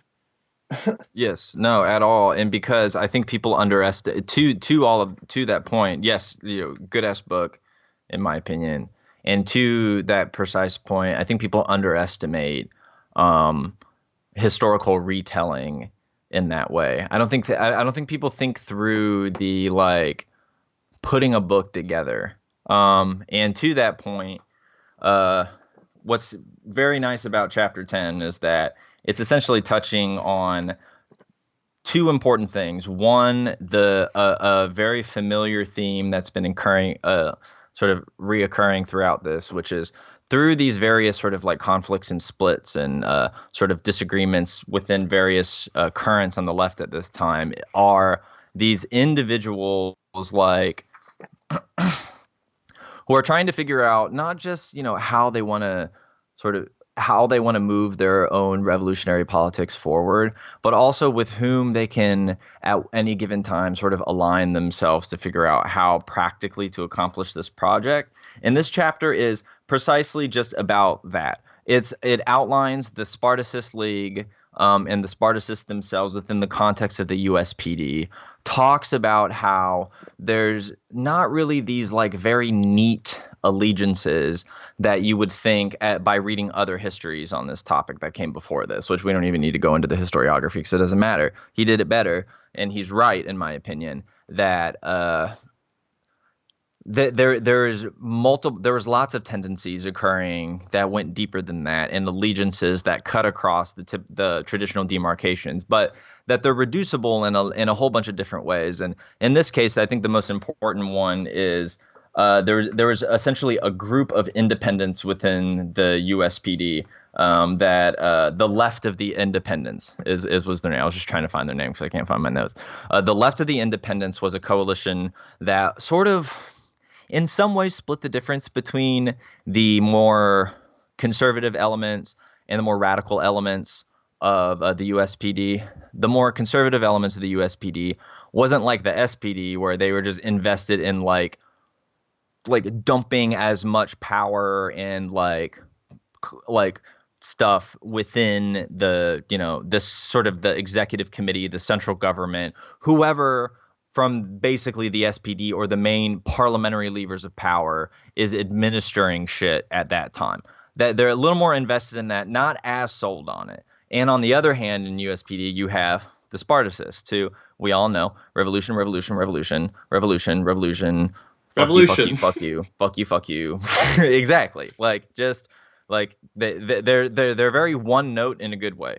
They play the hits, and within those various contexts, there's like this, like the new God, it's such a weird name. The Left of the Independents, for example, an important example because they split with them eventually later. But it's good to bring up for that reason. It shows that these tensions were a little more complicated. So this group, for example, was interested in empowering the Workers' Council, but also interested in reaching a level of stability that was not conducive to the revolutionary rhetoric of those to their left in this particular arrangement. So, bringing that up is just to say that that was an alliance that lasted for a little while and that ruptured eventually and then ended. As this chapter is moving into the formation of the KPD, the Communist Party of Germany, that's not going to be until the next stream. That's in the next chapter. But we can see is that it points out something that I brought up earlier and that came up in earlier chapters. There are certain like actual like you could walk down in a certain city, you look at that factory and be like, that factory is like, that's a Spartacist factory. All the Spartacists know, all the people who like are shop floor leaders in there are Spartacists, and they know Luxembourg and Liebknecht and all those people, and they're all fucking commies. And like they had these very specific places to where they're like, those are our people. And so we need to figure out how to like use those people in a way that's going to be effective for the movement, as well as to like push ourselves. Well, what basically happens is that these divergent tendencies from within the USPD caused USPD members to eventually split, basically along these lines. And to put a long story short, Broué basically ends with the process of formation around the International Communist of what is it again? International Communists of Germany. Yeah, IKD. The International Communists of Germany, a group of sort of various dissenting voices within the existing levers of power on the left, and the right of the left, et cetera, in Germany, who are all coming together and who are like, okay, we've decided that we're communists. Specifically, they wanted to use the name, and so we need to have another conference to where we're going to invite all of our people, we're going to elect delegates, and then we're going to figure out what the fuck to do about this. And what topping off, sort of the narrative of our reading, we see that this is basically what spurs on the creation of the Communist Party of Germany. More escalating tensions from within the left as the German Revolution is trying to fucking administer itself, and as opposing forces are figuring out what to do next about all of this pesky revolutionary activity. All Summary. right. We've got our summaries done, sounds like. We did it. Awesome. Yeah, so folks who are just joining us, maybe, welcome again. If no folks have joined us, then thank you for everyone who has been joining us for the first, holy cow, hour and a half of our stream. Um, so I guess now there's only two of us, so there's usually a gang of four. So we may take things in a slightly different direction than we would ordinarily, which is fine. But yeah, so you usually, the way we structure these streams is usually we do our chapter summary, and then we just do a general discussion and like really trying to focus on how these events are relevant to today's socialist movement. Yeah. And, we're all based in the US, so the conversation will probably be US centric. To just bear that in mind. We're not trying to make any grand transgeographical, transhistorical assertions here, right? We have to be very measured about how we go about this. But True. so yeah, I guess yeah, like I'm seeing a lot of parallel. I guess I can kind of start this off, and maybe Kyle, you probably have even a greater appreciation of this than I do, which is just that.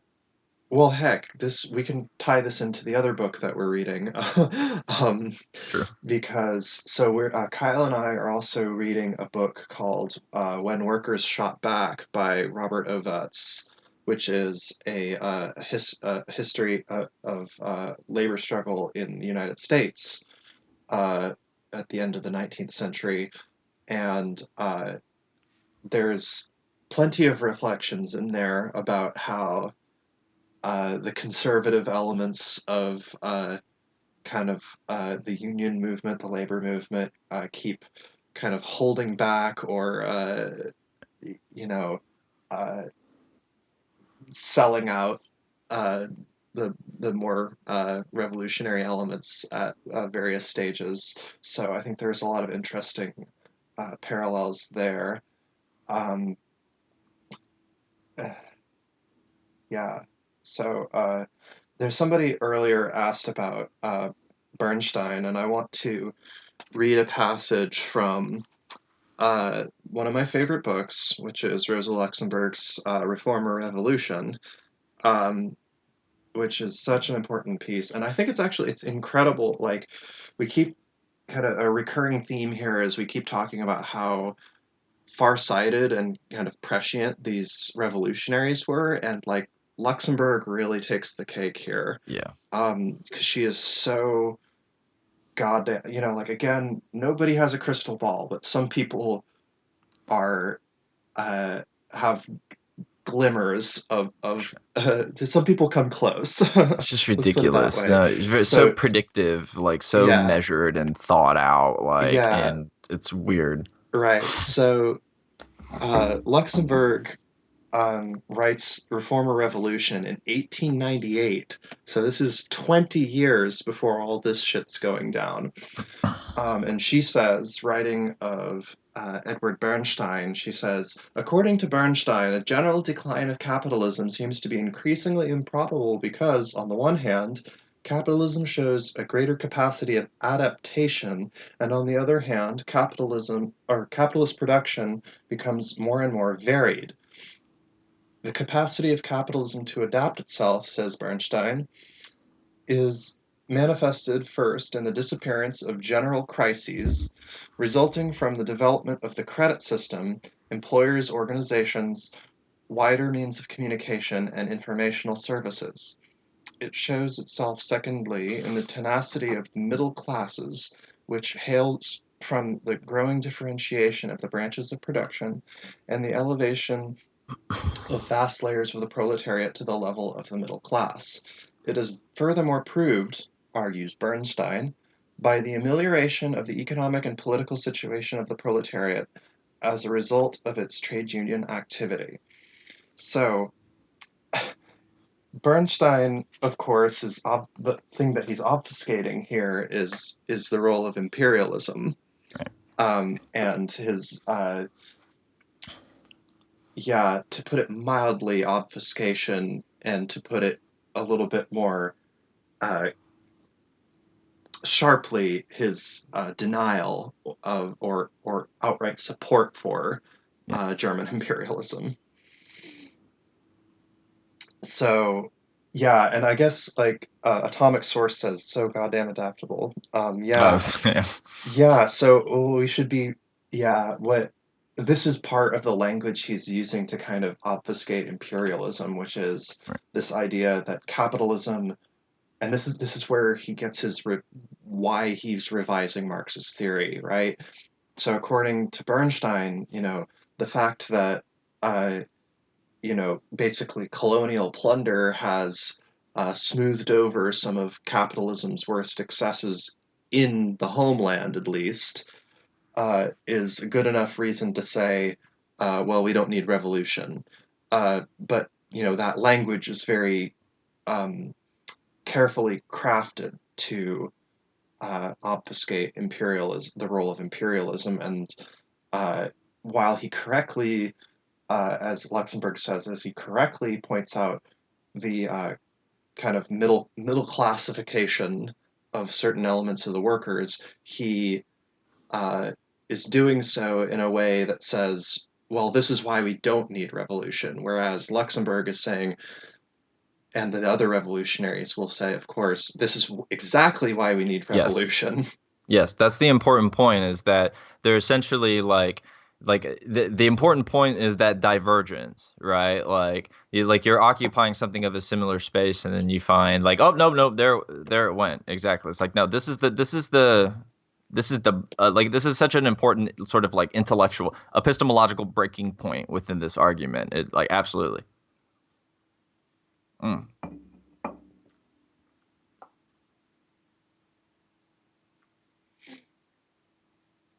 Yeah, so I guess there's it's this is where it becomes, I think, really difficult to make super clear. And we talked about this a little bit last time when we brought our discussion to kind of the contemporary U.S., which is because there really isn't a big institutionalized left like there was in Germany at the time. Yes. Like the U.S. left is kind of this amorphous, um, scattered bunch of groups and individuals, right? We don't Mm. have like a big workers' party or a big revolutionary union movement or anything like that, as we once did back in the 1930s, and then before that in the uh, height of the Gilded Age in the 1890s. So there's a lot of comparisons that we kind of can't really make, but I also can't help but um, compare Bernie and Bernstein.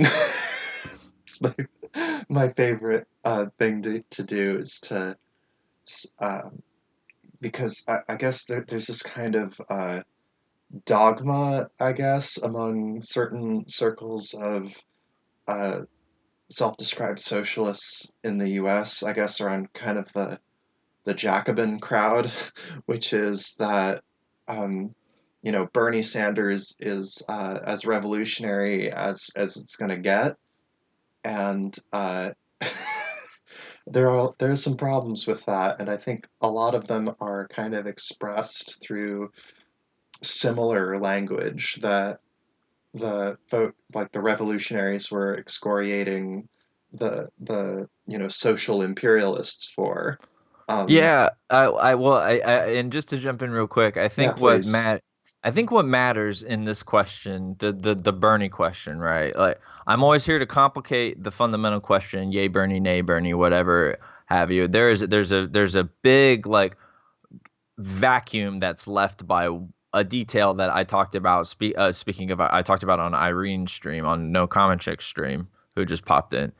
There's a big component of this whole idea that's just in general not discussed, and it stems directly from the point that you're making, which is that let's do a bunch of hypotheticals. Like, we can create as many unlimited hypotheticals of what occurs during on the path for the rest of the campaign for Bernie Sanders, and then a Bernie Sanders presidency, or then the campaign winning the nomination and then losing, or then after. Okay, let's say Bernie becomes president, and then let's say he goes, "Oh, ha ha! See, like I was a Marxist the whole time," and he starts like he starts the long march or whatever, or like he gets okay, or say he gets into power and he does the things that I think would be best. Like he does an executive action to repeal right to work. He puts in Medicare, blah blah blah blah, all the stuff that he says he's going to, and then some more.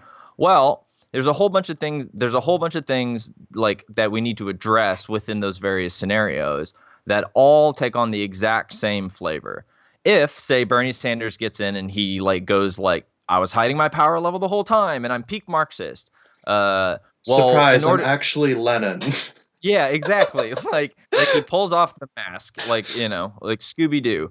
Well, the forces of capital and the bourgeois forces in the United States, the most powerful forces of capital in the entire world, in the history of the world, all of it, everything, like the most empowered, respected, worshipped, boots licked, all up and down for as long as we can fucking remember, is in this like libertarian hellscape of a fucking country.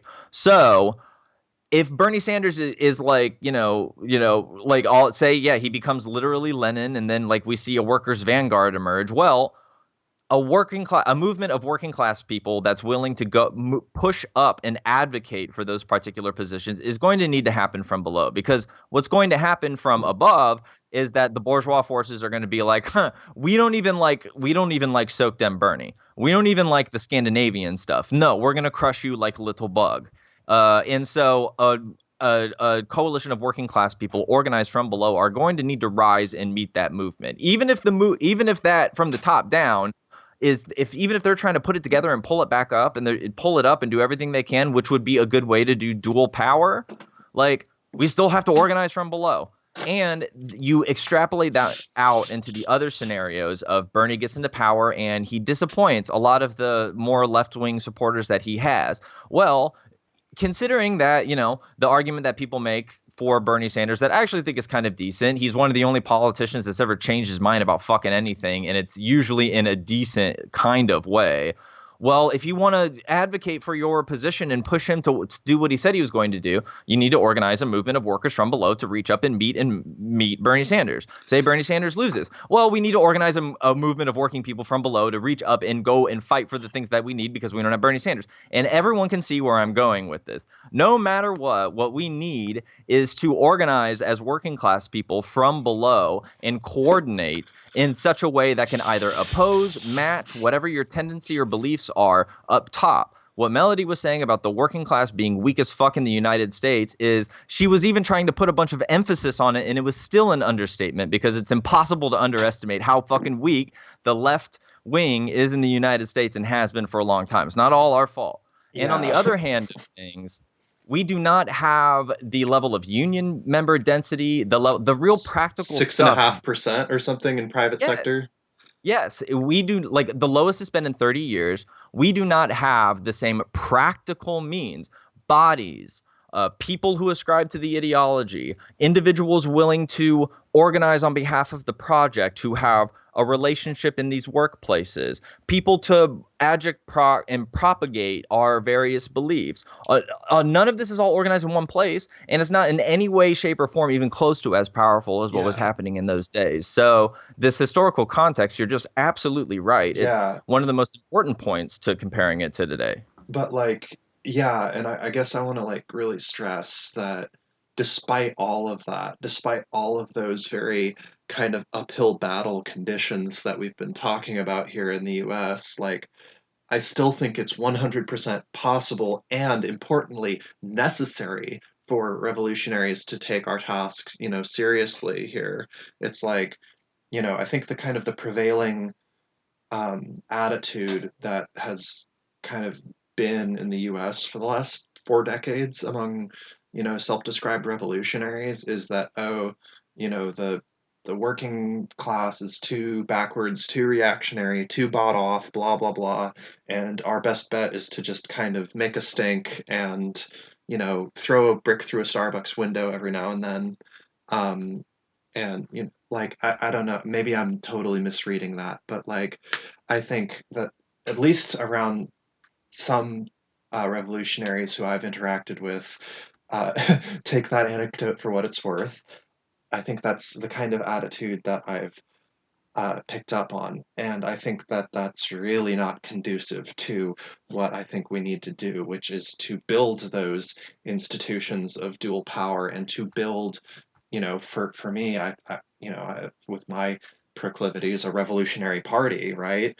Um, and yeah, that's all work that still very much needs to be done, but like it also can't, as we were talking about earlier, it cannot be conjured out of a hat, right? Like we can't just like, you know, have a propaganda group and, give out zines at punk rock shows and build ourselves a revolutionary party just like that. Like there's a lot more involved than that, right?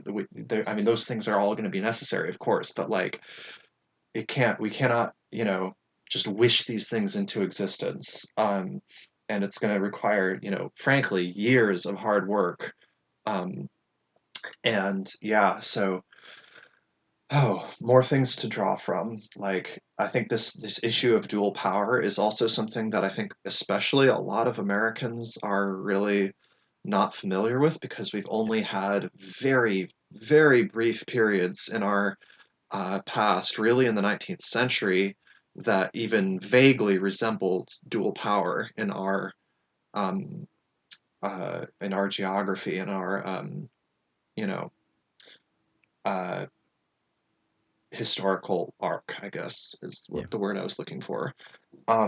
And so, studying this is why I think like studying the nature of dual power and studying the interaction between like dual power structures and independent working class organization like parties or syndicates, etc., is a really important theoretical exploration that revolutionaries on the U.S. left need to be articulating and exploring, which I think is what we're doing here. I think this is what we're doing with the stream.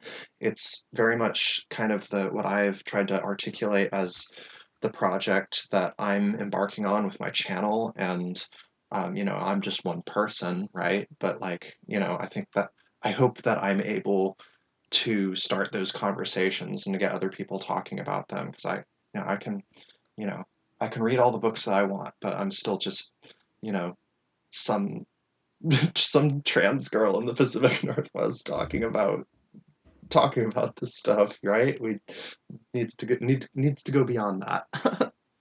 Well, I mean, I think you're maybe selling yourself short a little bit with the Eh, way that you I'm use being your. I'm trying to use an appropriate measure of humility, but Well, I mean, the I'm all about humility. We all know that I'm all like I'm feeding everybody around me humble pie constantly because I mainlight it. I have horrible self-esteem problems the other way around, but like in general, the first of all, what you're putting out there is absolutely completely correct. The idea that okay, I have various means of engagement around me, and I need to do my best in some ways as the individual to reach in, figure out what works for me at least right now or in the future.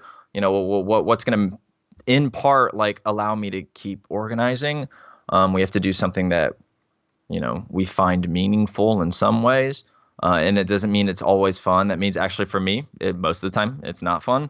I really enjoy, okay, in my life, for example, my main form of engagement offline when it comes to organizing is labor organizing. And I'm a member of the IWW. I'm a delegate at the IWW. I'm the secretary treasurer of a branch of the IWW in the Central Florida area, also known as the Central Florida IWW. God, I'm a train wreck tonight. And workplace organizing, small shop organizing, and service industry has been a big part of my engagement, both on and offline. And the reason why it's taken that particular form for me is one, I'm familiar with a lot of different types of organizing, be it labor, electoral, working with people in various contexts, in other political contexts as well. And so I have some skills to leverage to like organizing and unionizing projects. And the other reason why is because of this one thing that I think is represents what's missing from our mode of engagement, and uh, it's also known as the solidarity model in union organizing. And I won't get into solidarity organizing too far versus contract organizing, but basically, I'll just say that the IWW is always specialized in this specific kind of organizing. You hear how labor unions have like contracts, right? They negotiate for that contract, and then eventually they cut a contract with the company, like SEIU or AFSCME or the American Federation of Teachers or whatever, which I've been a part of. Um, will negotiate a contract. In that contract will pretty much always go a no strike clause. Once you get your contract, you get the demands that you wanted and you negotiate for them, then okay, we're not going to strike until this contract is up, and then game's back on, of course. Well, there's another model of labor organizing that's employed a lot, basically in North America, almost exclusively, if not by independent groups, then by the IWW, called solidarity organizing, which is that basically you organize around particular issues that would be on a contract, but you don't organize from a contract. So when it comes to action in the workplace, when it comes to escalations, when it comes to new demands, changing demands, increased demands, whatever, what have you, all the fun stuff, walking off the job, sitting down on the job, direct action on the boss, striking, picket, et cetera, et cetera, et cetera, um, are all on the table in your workplace at any given time. What I think this represents what's missing from the like revolutionary consciousness, the working class movement, the left in the United States in general, is that all of our imagined solutions to the problems that we have contain within them the limitations of the world around us. Basically, capitalist realism is the idea that is this idea that Mark Fisher wrote a little book about. Mark Fisher being my academic hero, and being influenced from Slavoj Zizek, who was quoting Frederick Jameson, or vice versa, depending on who you ask. That it's easier to imagine the end of the world than it is to imagine the end of capitalism. Um, I think actually this has more practical application to labor organizing than people. I don't know anyone who's brought it up so far. I don't know if it's an original idea or not, but at the end of the day, what is significant about revolutionary imagination and our ability as workers to, you know, act on the things that we want to do is simply because we haven't seen it happen. We haven't seen good examples. We haven't seen like the results. We've been beaten down for so fucking long because, like we were talking about, we live in the fucking neoliberal hell world, the libertarian hell space of the United States. Labor's weak, has been for a long time. I've always been into the labor movement, and it's I have been on the left for a while, and I feel it. I feel the left buoyed more now than I have ever in my entire life, and it was even worse before. So this is all to say, a solidarity strike, a solidarity model organizing, a solidarity union organizing, this IWW kind of model that we specialize in, sits on the border between the strike, something that people understand, and the strike at any time. You as the boss are constantly under threat of me pulling my labor from you because I understand how labor works. It belongs to me, and I can take it and give it to whomever I please. And we actually the change in the power dynamics that needs to occur in our workplaces sits on this balance of what we know and what we've never seen before. And that's where revolutionary people come into play when it comes to these spontaneous actions, to this fervor within the workplace, to this anger, to this Yeah. like resentment that's not political yet. We come in and we say we know why, and we have the solution, and we want to help you get the things that you need. Every single portion of it we want to help you with, and we Right. will help take you past these limitations because no one fucking else is going to. And Yeah. end of speech. Well, yeah, no, that's a really important point, but like I also want to make kind of a, I guess maybe a counterpoint to it, which is that, um, you know, we as revolutionaries in a capitalist society we are ourselves afflicted with capitalist realism in our own Yes. thinking, right? Like just because we can kind of verbalize that, we can have that level of self-awareness to be like, yeah, this is, kind of permeated into everyone's consciousness. Yeah, everyone includes us, by the way.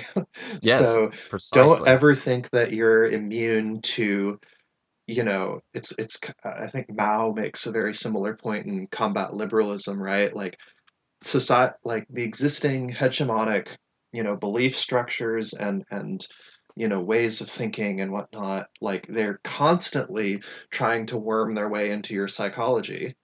um okay. Kyle says he's got to go in 5 minutes, um which everyone can see because you're on my screen. Oh, it does it that way? Yeah, you'll see it in a Hi, second. everybody. That's fucking hilarious. That's so good. Yeah. Oh, that's Um, so fucking funny. yeah, so I I just know you can see me. I just didn't realize my message was gonna pop into the that's it's hilarious. really funny. I didn't realize that either. That's so fucking funny. So Um, everyone can see I'm giving a 5 minute warning is yeah, all.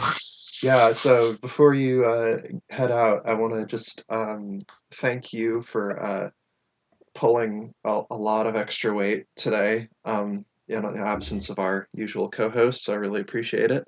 There's no worries. Um, and we've had, I think, a pretty good discussion so far. And I guess I want to have a quick look at the chat to see if there's anything that we should get at in a second here.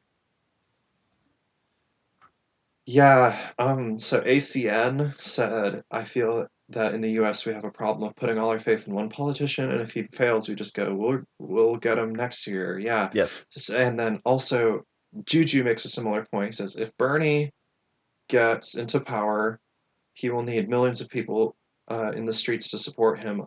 Yeah. So, well, and this is something that I'm going to make a kind of a what might seem like kind of a weird comparison at first, which is that you know how liberals are just like fervently obsessed with Trump, right? Everything is Trump bad, Orange Man bad. If we just get rid of Trump, that gets rid of all the problems, right? Um, we can go back to brunch. Well, I think there's kind of a similar kind of magical thinking among like Bernie fans basically about Bernie, and it's like uh like the thing is that it's right, like one politician, right? It's this kind of uh I see something kind of very parallel to or very analogous to what happened, in the lead up to the Obama election just over a decade ago now, which is this kind of like, yeah, everyone hates Bush. We want to get out of the wars. We hate all this, bullshit austerity, like handling of the Wall Street crash and so on and so on. And here's this guy who's kind of, liberal, and he's saying all these trade union slogans. Yes, we can. Blah blah blah. And I'm going to take us out of the war. Great, right? And and oh, first black president. It's going to be great. Um, and so it was. I think I see a lot of things that are kind of like that fixation with a singular figure are like not helpful to us building a socialist movement that's sustainable, because like here's the thing is like, obviously Bernie Sanders is mortal, like I hate to break it to you, but Bernie Sanders is mortal, as are we all, but Everybody. also like you know, I mean, my biggest issue, like the thing that Juju said is if Bernie Sanders gets into power. I think that if is the thing that people, especially people who are putting a lot of their hopes on Bernie, don't think enough about. The if is a big if, right? We don't even know if he's going to make it past the primary. Um, I think it's unlikely. I think Kyle disagrees with me on that, but I think it's incredibly unlikely that he will make it past the primary, just given the kind of shenanigans that the DNC has been up to already, and the kind of shenanigans they got up to last time with Hillary Clinton. So is that I have to go, Kyle? Oh no, that was me saying, well, yeah, of course. There shenanigans, yes, of course. It just depends on when what the shenanigans, manage to accomplish. But that was a oh, I'm familiar with shenanigans for Yeah. sure. And The Weasley fuckers, like yeah. they're So imagine any corporate boss you've ever had, and remember how good that person is at getting out of having to do shit. That's these people. It's all of them. All employed in one place. The worst person that you can imagine being in charge of a whole bunch of stuff. I always imagine a boss in those instances, it's the but yeah, people at like the top of the NGO industrial complex pyramid, I mean, like in many ways, yeah, that's just basically it. and then all the kids who are on Raytheon's salary,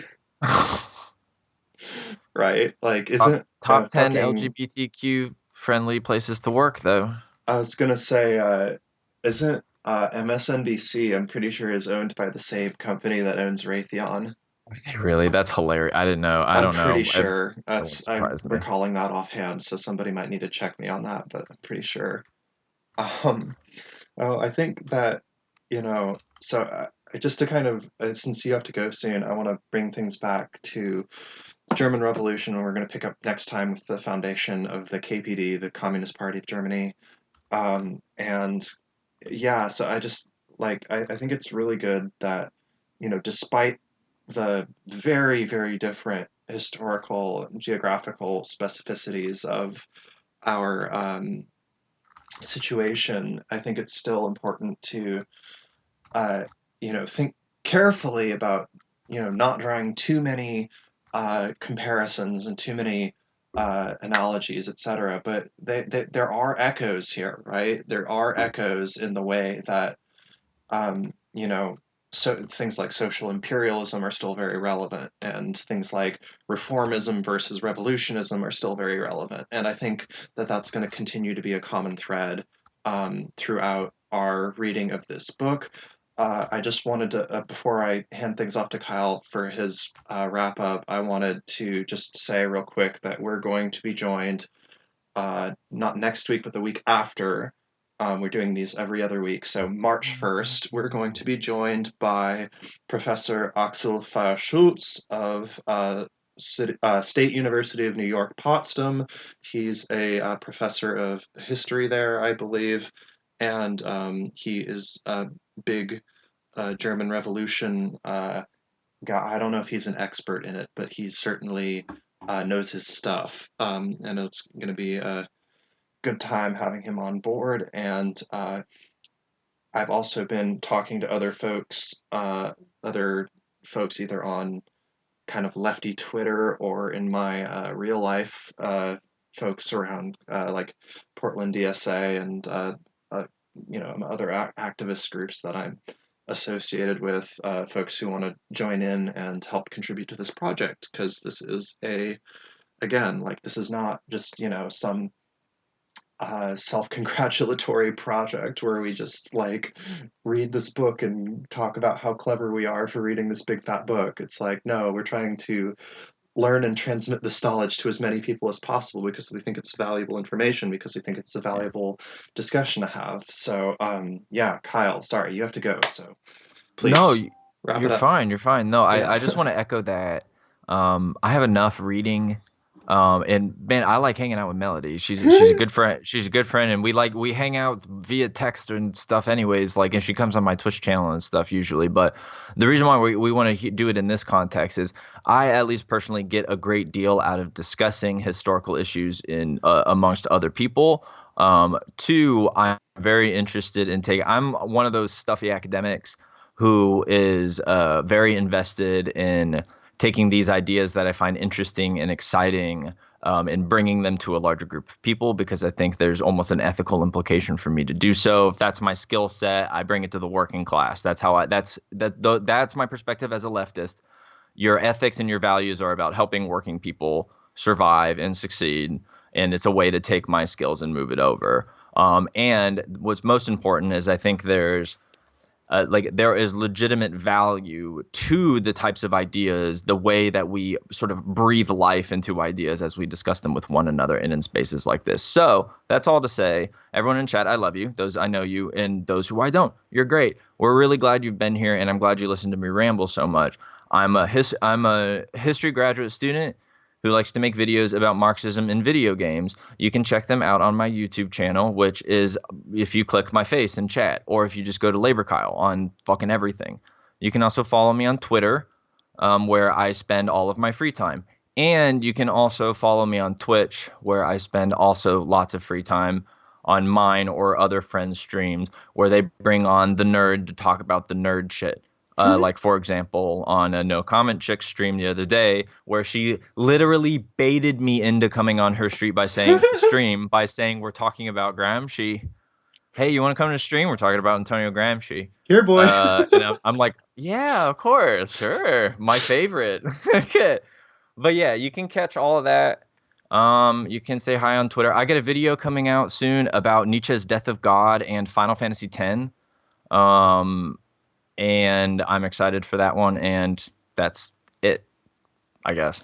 Awesome. Well, thanks so much for joining us, Kyle, and hopefully our other two co-hosts, Izzy and Simba, will be able to join us again uh, on our next session. They were just had some last-second obligations that came up, so they couldn't join us today. But if you listening or you yourself or you would know somebody who's interested in participating, we do this every other week. And what we do is we just read usually 4 chapters at a time, one person per chapter, basically. And then we each summarize a chapter. That's how it usually works. And then we have the remaining time for discussion. We usually do I I'd usually say like a minimum of 2. Sometimes we go as long as 3 hours.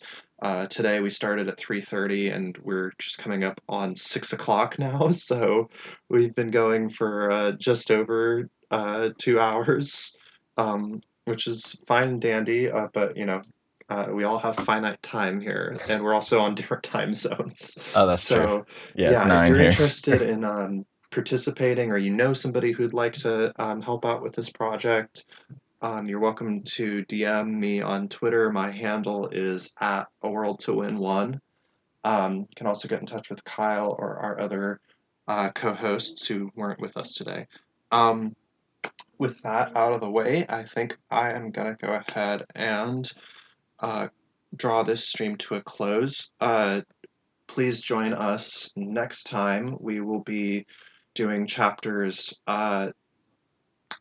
11 through 13 on March 1st. And if you need a copy of that book, I put a link in the chat earlier to the Google Drive folder where I have it. And if you missed that, just get it from one of us on Twitter. And if you want a solid copy of the book, you can get a copy from Haymarket for, I think, $35. Oh, yeah. Show it off. This fucker. Big, beautiful baby. Show off the cover because it's beautiful. Oh, yes, lovely. Yeah. Uh, I want it. I don't even have a solid copy. I've just been going off the PDF. So yeah, we're going to be doing chapters 11 through 13 on March 1st, and we, like I said, we're going to be joined by a professor of history from SUNY Potsdam. So that will be a grand old time. So I hope you guys join us then. Solidarity forever, comrades. Have a great